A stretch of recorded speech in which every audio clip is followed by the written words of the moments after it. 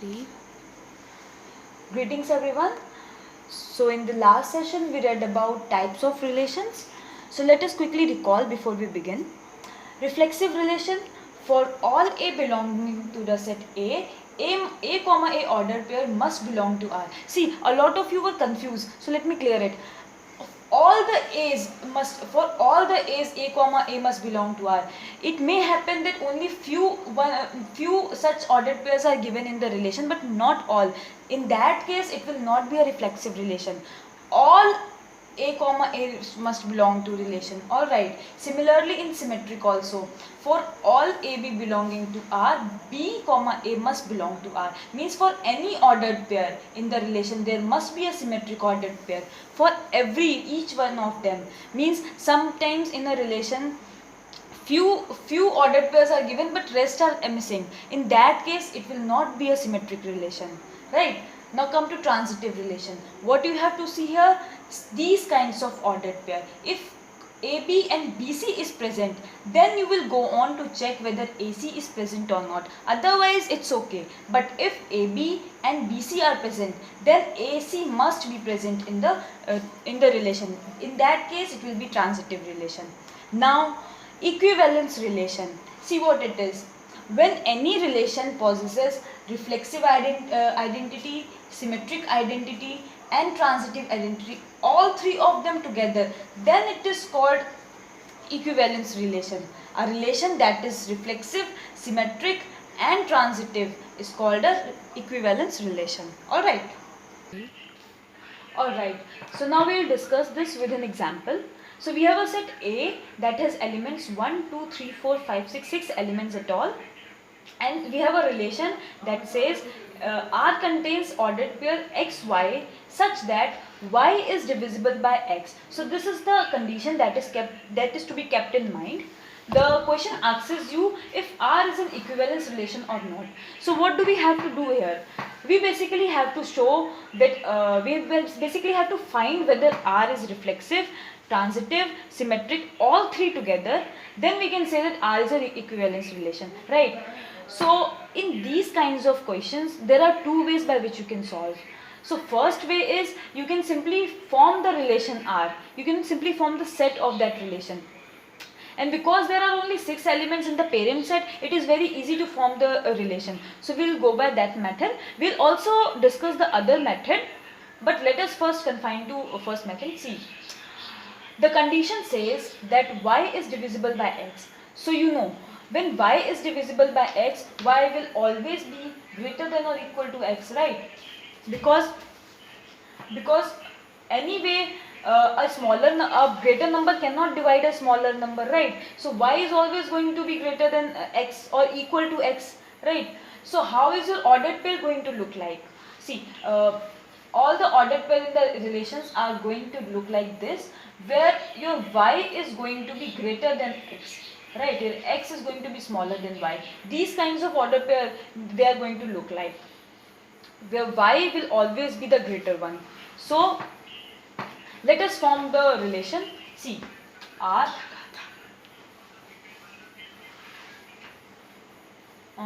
Let us begin. Let us start from 6. So see 6. What is 6 divisible by? 6 first of all is divisible by itself. Then your 6 is divisible by 4. And no, not 4. 6 is divisible by 3. Then 6 is divisible by 2. Then 6 is divisible by 1. Basically divides every natural number. So it is going to be present in all of them. These are going to be the ordered pair formed with element 6. Now similarly with 5, 5 is a prime number, divides itself and is divided by 1. So these are the ordered pair. For 4 we will get 4, 4, 2, 4 and obviously 1, 4. For 3, 3 is a prime number, 3 will be divided by itself and 1. See, and for 2, you will get 2, 2, 1, 2. For 1, you will get 1, 1. So this is how your relation is going to look like. These are all the elements of the relation, right?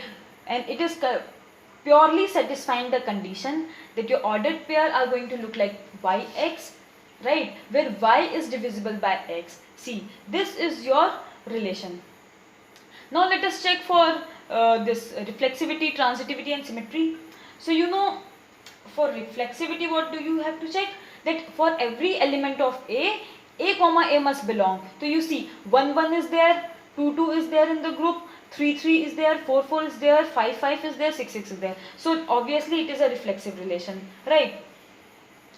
Now let us check symmetry. For symmetry what do you need to find? For all AB belonging to the set, BA must also belong to the set, right? So let us see. No, it is not possible, because you see what we found out, that x should always be smaller than y.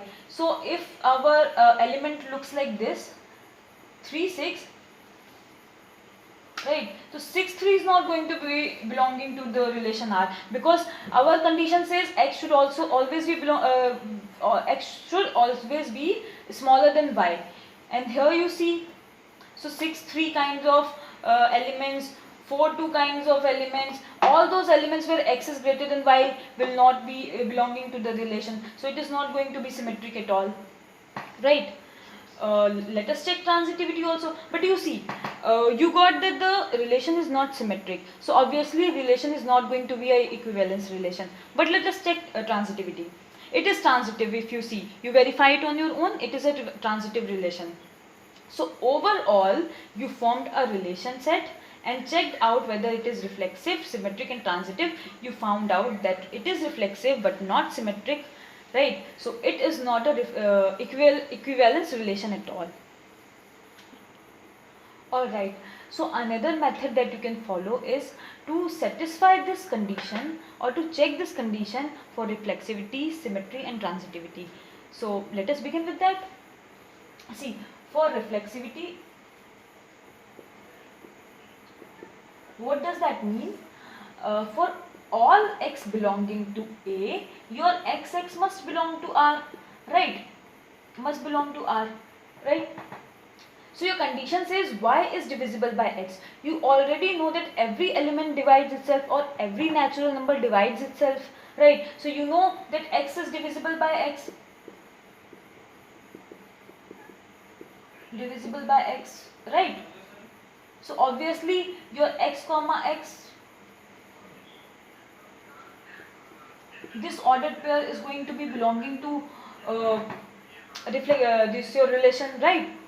So reflexivity is satisfied. How? Let me repeat it once again.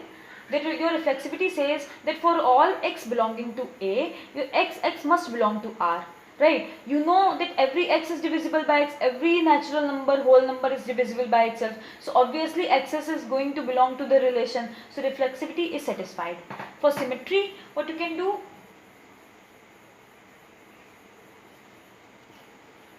For symmetry, what you have to do? For all AB belonging to set, belonging to the relation set, BA must also belong to the relation set, right? But this is a contradiction to your division lemma. How? Because if y is divisible by x, then x cannot be divisible by y. This is a contradiction. So this is not possible at all, you know that so symmetry is not possible. Or in this case you can give one example to show the contradiction. You can show that so suppose 2 4 belongs to R, but your 4 2 does not belong to R. So your relation is not okay, transitive. So if xy belongs to R and yz belongs to R, what does that imply? That x divides y, means y is divisible by x and z is divisible by y. Now you know by a basic division lemma that if x divides y and y divides z, then automatically x will also divide z. So what do you get? When xy belongs to R and yz belongs to R, xz also belongs to R. So your transitivity is satisfied. Now you see, your reflexivity is satisfied, transitivity is satisfied, but symmetry is not satisfied. So overall, this relation R is not an equivalence relation. Equivalence class. Now this is an important topic because most of your questions are in the boards are going to be asked from this topic only. So what equivalence class is? when you have to find equivalence class of any element, you denote it by moon bracket A. And what you have to do, you simply have to find all the x's such that your ordered pair in the relation looks like this. It is very simple, and this is the key statement. Keep this in mind. When you have to find equivalence class of any element A, simply look for all the x's such that ordered pairs look like this. Suppose you have to find equivalence class of 5. So you will, in the relation, you will look for all the ordered pairs that look like this. And all the x you will combine in one set and call it equivalence class of 5.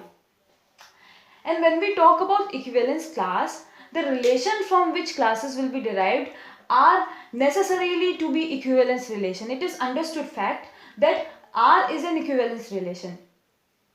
So let us take one example. Suppose our set is A, 1, 2, 3 and our relation is like this. So let us first verify if it is an equivalence relation. Yes, it has to be an equivalence relation because we are talking about equivalence class. So the relation has to be equivalence. Let us verify it for once. 1, 2, 3, reflexivity is satisfied. You see, for 1, symmetry is 1, 1 present there. 2, 2, 2, 2 is present. 3, 3, 3, 3 is present. For 1, 2, the symmetry is 2, 1. See, 2, 1 is present. Yes, 2, 1 is present. So symmetry is also satisfied. For transitivity, let us check. For 1, 1, 1, 2, you have 1, 2. So this is satisfied. For 1, 2, 2, 1, you have 1, 1. Like when you will check for all, you will find that R is an equivalence relation. Now, when R is an equivalence relation and I am asked to find the equivalence class of 1. Suppose I am asked to find equivalence class of 1 denoted by 1. So what am I going to do? I am going to make a set where I will find all the elements from relation that look like x1. Right? So let us see how many of them look like. See, first one, 1, 1. Right? So our x is 1 here. 1 comes in this set. Another one is 2, 1. Right? x1, 2, 1. So x is 2. We will include 2 in the set. Right? Do we find any other pair like this? No. So for equivalence class of 1, we have the set 1, 2. Similarly, let us find the equivalence class of 2. For 2, let us find what we have to check. We have to check x2 pair, ordered pair. Let us see. We have this 1, 2, right? So x is 1, we will put 1 here. Another pair is 2, 2. We found 2. So equivalence class of 2 looks like this. Let us find equivalence class of 3. For 3, how is it going to look like? X, 3. How many elements do we have? Only 3, 3. See, 3, 3. So x is going to be 3. We will put 3 in the set.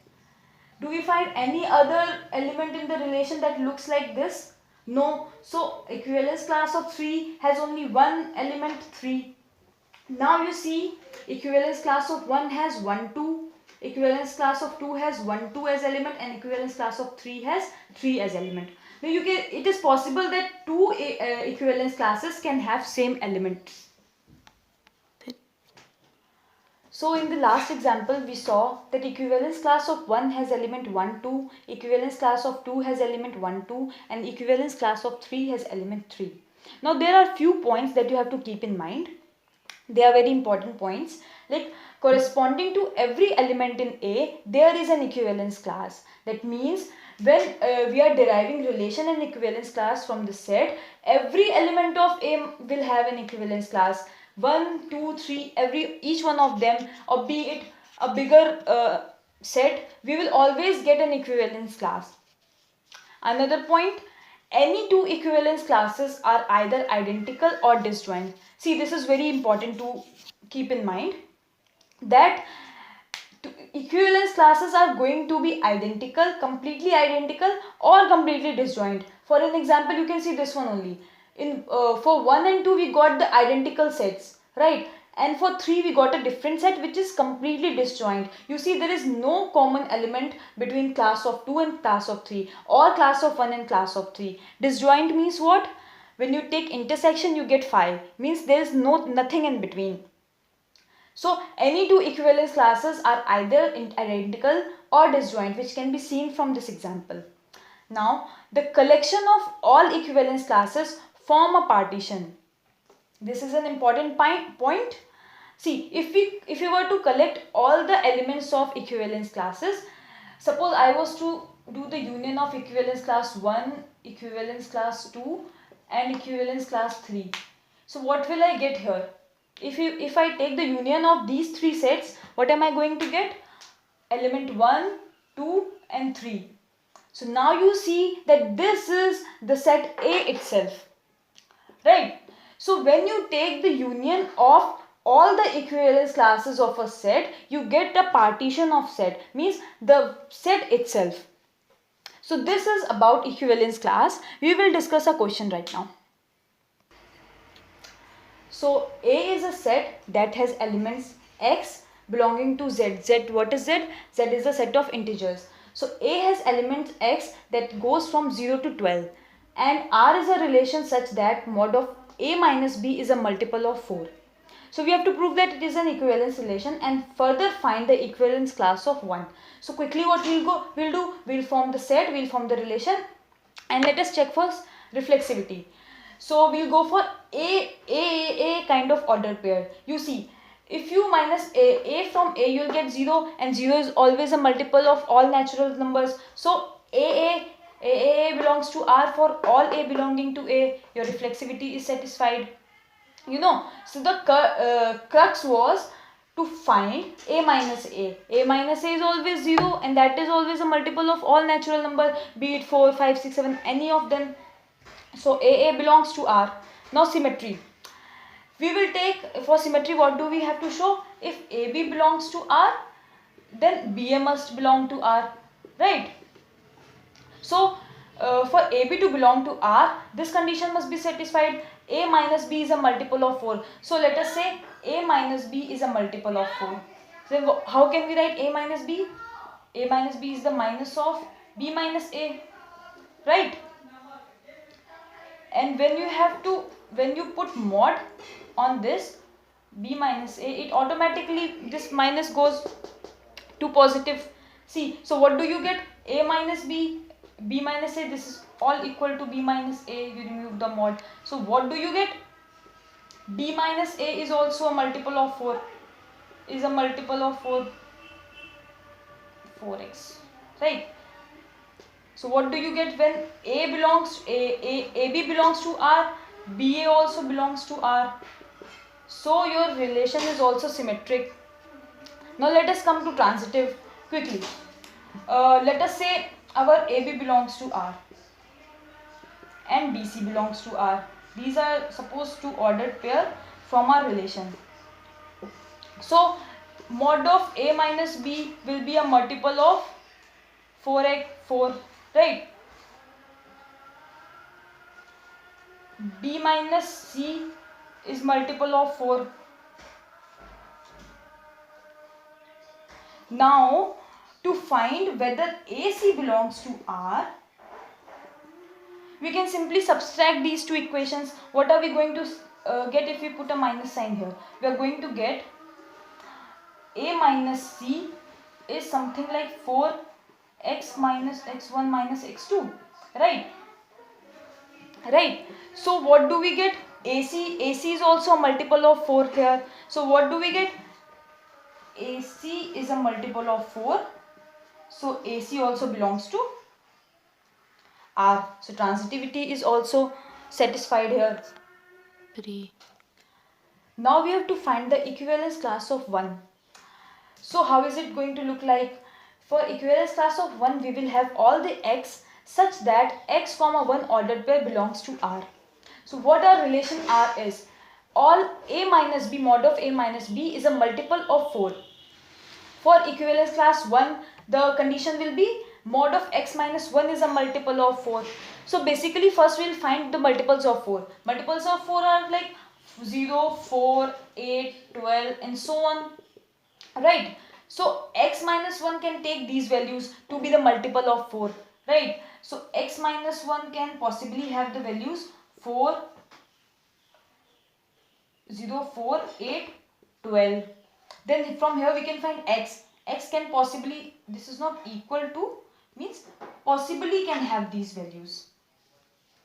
So x can possibly have values 1, 5, 9, 13. We will not consider 13 because 13 will not fall in set A, because set A is confined to 0 to 12 only. So we will not consider 13. So x has value 1, 5, 9. So you got the equivalence class of 1 because 1 contains all the x and x has the value 1, 5 or 9. So you got equivalence class of 1 will look like 1, 5, 1, 5, 9. How are your ordered pairs going to look like when the equivalence class of 1 is taken? Like 1, 1, 5, 1 and 9, 1. Let us simply verify them. 1 minus 1 is 0. 0 is a multiple of 4. 5 minus 1 is 4. 4 is a multiple of 4. 9 minus 1 is 8. 8 is also multiple of 8. We will not take 13 because 13 does not fall in A. So you got equivalence class of 1 contains 1, 5 and 9. So this was all about equivalence class and equivalence relations. Thank you.